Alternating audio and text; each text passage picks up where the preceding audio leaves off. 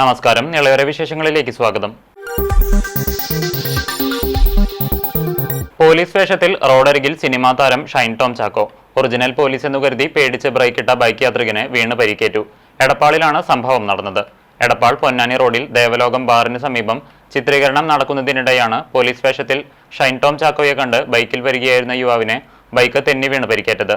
നിസാര പരിക്കുകളോടെ യുവാവിനെ എടപ്പാളിലെ സ്വകാര്യ ആശുപത്രിയിൽ പ്രവേശിപ്പിച്ചു. ഷൈൻ ടോം ചാക്കോ തന്നെ ഓടിയെത്തി സഹായിക്കുകയും അടുത്തുള്ള ആശുപത്രിയിൽ എത്തിക്കുകയും ചെയ്തു.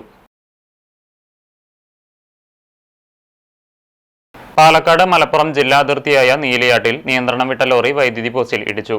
അപകടത്തിൽ ലോറി ഡ്രൈവർക്കും സഹയാത്രികനും നിസാര പരിക്കുകളോടെ രക്ഷപ്പെട്ടു. കഴിഞ്ഞ ദിവസം രാത്രിയിലാണ് സംഭവം. എടപ്പാൾ ഭാഗത്തു നിന്നും പട്ടാമ്പി ഭാഗത്തേക്ക് പോവുകയായിരുന്ന ലോറി നീലിയാട്ടിലെ അപകടകരമായ വളവിൽ നിയന്ത്രണം വിട്ട് സമീപത്തെ പോസ്റ്റിൽ ഇടിക്കുകയായിരുന്നു. സമീപത്തുള്ള ബിൽഡിങ്ങിന് അരികിൽ കിടന്നുറങ്ങിയ യുവാക്കൾ അത്ഭുതകരമായാണ് രക്ഷപ്പെട്ടത്. അന്താരാഷ്ട്ര ചലച്ചിത്രമേളയുടെ ഭാഗമായുള്ള ടൂറിംഗ് ടാക്കീസ് വിളംബര ജാഥയ്ക്ക് പട്ടാമ്പിയിൽ സ്വീകരണം നൽകി. വലിയ മാറ്റങ്ങളിലൂടെയാണ് സിനിമാ ലോകം കടന്നുപോകുന്നതെന്ന് സ്വീകരണ യോഗം ഉദ്ഘാടനം ചെയ്ത് സംസാരിക്കവേ മുഹമ്മദ് മുഹസിൻ എം.എൽ.എ അഭിപ്രായപ്പെട്ടു.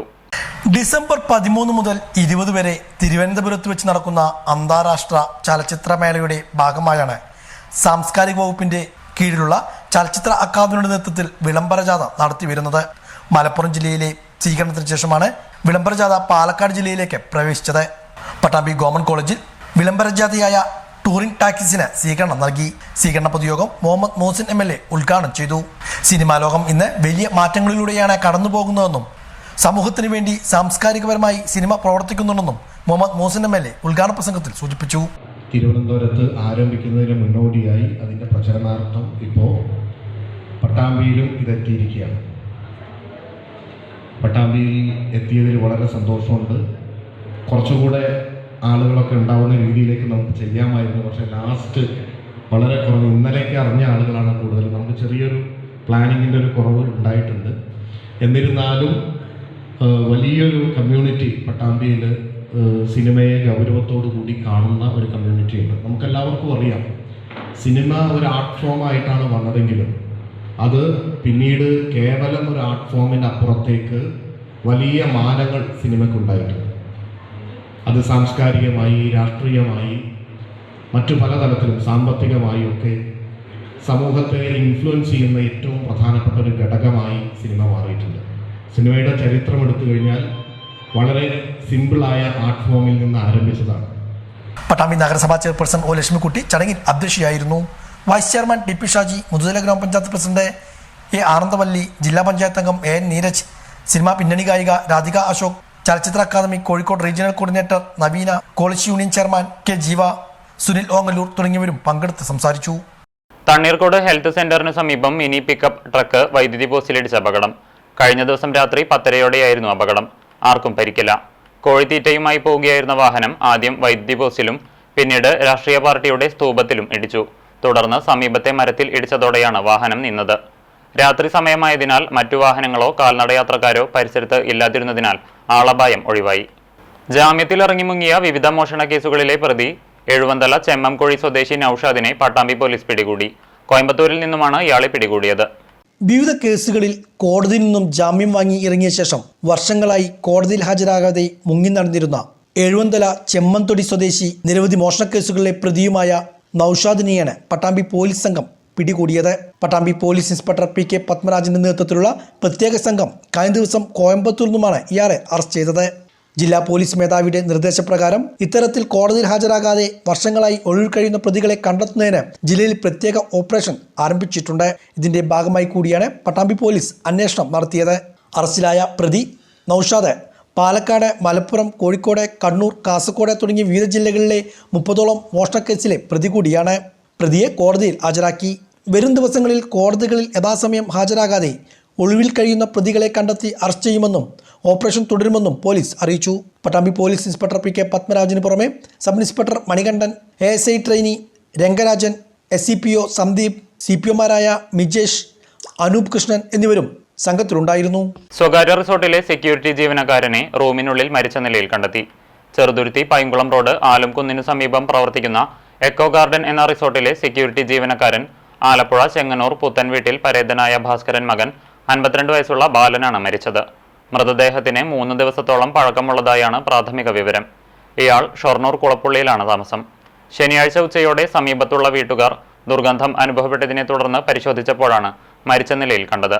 തുടർന്ന് ചെറുതുരുത്തി SI AR നിഖിൽ, മറ്റ് പോലീസ് ഉദ്യോഗസ്ഥർ, വിരലടയാള വിദഗ്ധർ എന്നിവർ സ്ഥലത്തെത്തി പരിശോധന നടത്തി.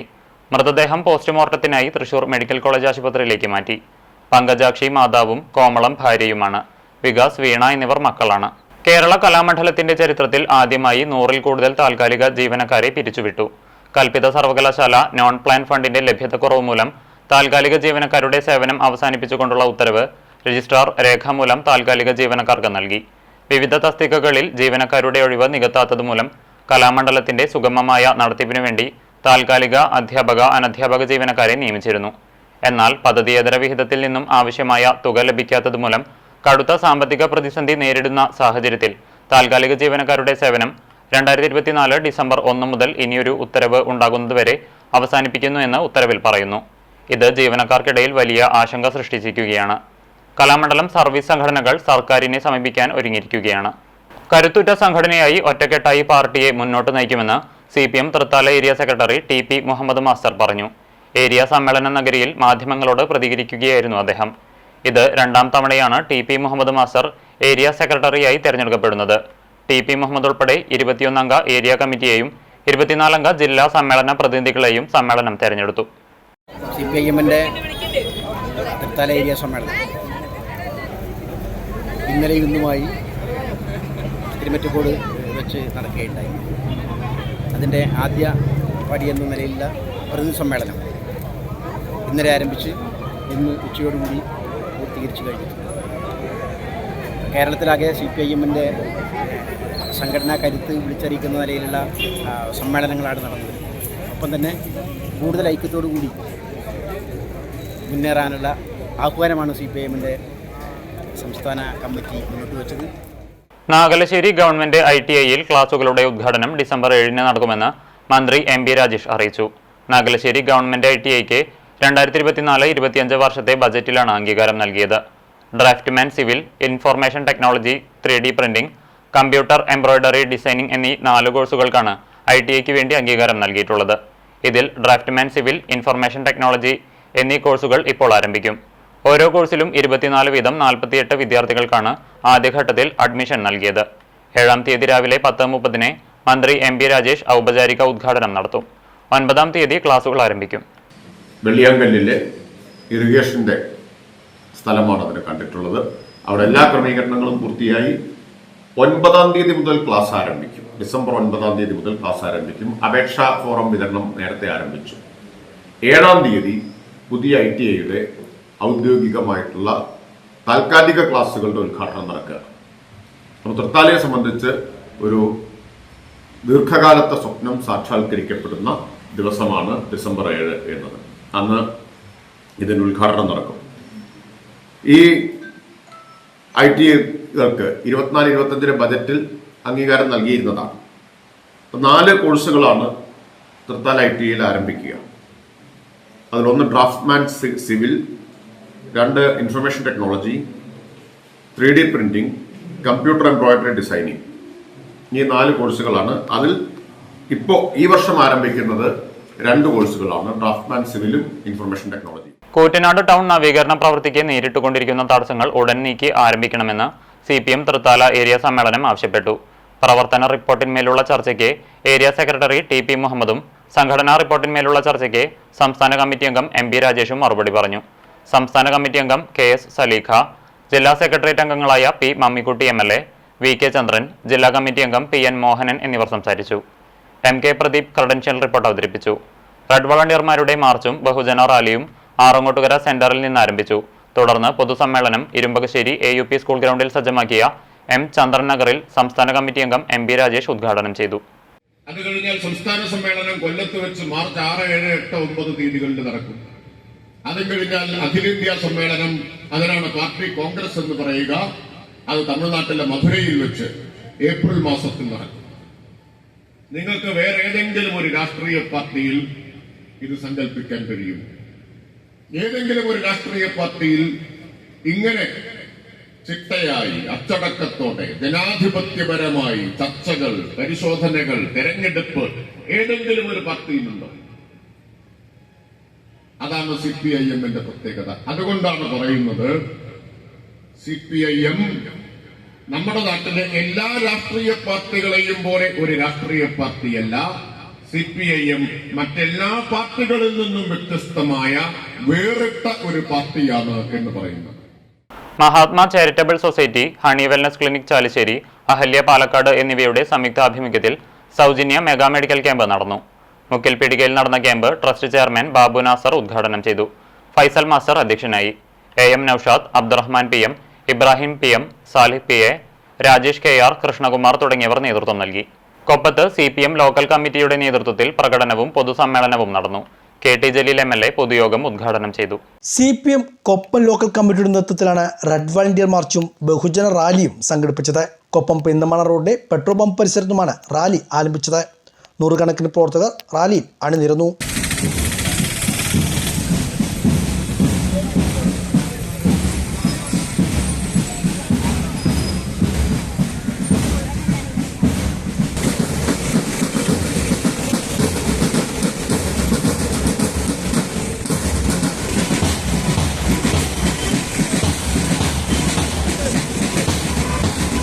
തുടർന്ന് നടന്ന പൊതുസമ്മേളനം KT ജലീൽ MLA ഉദ്ഘാടനം ചെയ്തു.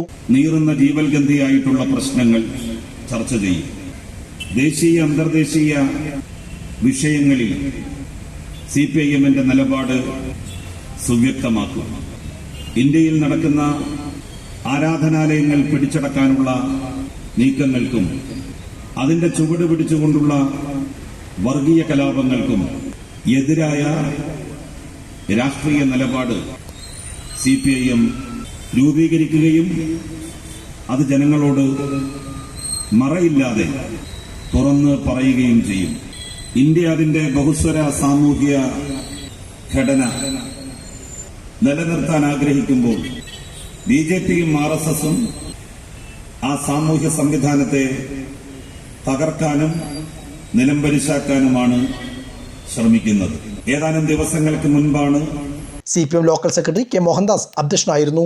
Area secretary T Gopalakrishnan, area committee അംഗങ്ങളായ U Ajayakumar, A Soman, MN Sudeep, Koppam grama panchayat president T Unnikrishnan, ജില്ലാ പഞ്ചായത്ത് സ്ഥിരസമിതി അധ്യക്ഷ A ഷാബിറ, S മിനി തുടങ്ങിയവരും പങ്കെടുത്ത് സംസാരിച്ചു. പട്ടാമ്പി ഉപജില്ലയിലെ ജൂനിയർ റെഡ് ക്രോസ് അംഗങ്ങൾക്കായി ശില്പശാല സംഘടിപ്പിച്ചു. പരുദൂർ സ്കൂളിലായിരുന്നു ശില്പശാല. പട്ടാമ്പി ഉപജില്ലയിലെ ജൂനിയർ റെഡ് ക്രോസ് അംഗങ്ങൾക്കായാണ് പരുദൂർ ഹയർ സെക്കൻഡറി സ്കൂളിൽ ശില്പശാല സംഘടിപ്പിച്ചത്. സ്കൂൾ പ്രിൻസിപ്പൽ അരവിന്ദാശൻ ശില്പശാല ഉദ്ഘാടനം ചെയ്തു. പ്രധാനാധ്യാപകൻ ഗിരീഷ് അധ്യക്ഷനായിരുന്നു. മാനേജ്മെന്റ് പ്രതിനിധി കൃഷ്ണൻ, സ്കൂൾ കൗൺസിലർ വിദ്യ തുടങ്ങിയവർ പങ്കെടുത്ത് സംസാരിച്ചു. പ്രഥമ ശുശ്രൂഷ ബോധവൽക്കരണത്തെക്കുറിച്ച് പള്ളിപ്പുറം ഹെൽത്ത് ഇൻസ്പെക്ടർ പ്രസാദും ലഹരി ഉപയോഗത്തിൻ്റെ ദൂഷ്യഫലങ്ങളെക്കുറിച്ച് പട്ടാമ്പി എക്സൈസ് ഇൻസ്പെക്ടർ അബ്ദുറഹ്മാനും ക്ലാസ് എടുത്തു. എറണാകുളത്ത് തേവര ജംഗ്ഷനിൽ പുലർച്ചെ 3:30 മണിക്ക് ഒരു വാഹനാപകടം നടക്കുന്നു. പുലർച്ചെ 3:30 മണിക്ക് മെട്രോ ഗെയിമിൽ ഇടിച്ചിട്ട് ഒരു ബൈക്കിൽ ചെറുപ്പക്കാരൻ തെറിച്ചു കൊടുക്കും. പട്രോളിൽ നടന്ന പോലീസ് സമയം കണ്ടു. പുലർസമയം ലവാകാനില്ല. ഇവന്റെ മരണം സംഭവിച്ചിട്ടുണ്ട്. അവന്റെ മൃതശരീരം എടുത്ത് തൊട്ടടുത്ത ആശുപത്രിയിൽ എത്തിച്ചു. കഥയല്ല കേട്ടോ നിങ്ങൾ. മരണം സ്ഥിരീകരിച്ചു. ആരെന്നറിയില്ല. പോലീസ് ഇവന്റെ പോക്കറ്റൊക്കെ പരിശോധിച്ചു. ലൈസൻസ് ഒന്നുമില്ല. 17 വയസ്സല്ലേ ഉള്ളൂ. ഇതോടെ നിളയുടെ വിശേഷങ്ങൾ സമാപിക്കുന്നു. നമസ്കാരം.